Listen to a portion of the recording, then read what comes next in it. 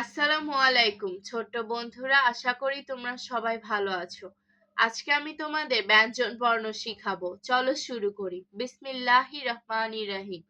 ক ক খ খ গ গ ঘ ঘ উ উ চ চ ছ ছ বর্গীয় জ বর্গীয় জ ঝ ঝ ইয় ইয় ট ট ঠ ঠ ড ড ঢ ঢ মূর্ধন্য মূর্ধন্য ত ত থ থ দ দ ধ ধ দন্তন্য দন্তন্য প প ফ ফ ব ব ভ ভ ম ম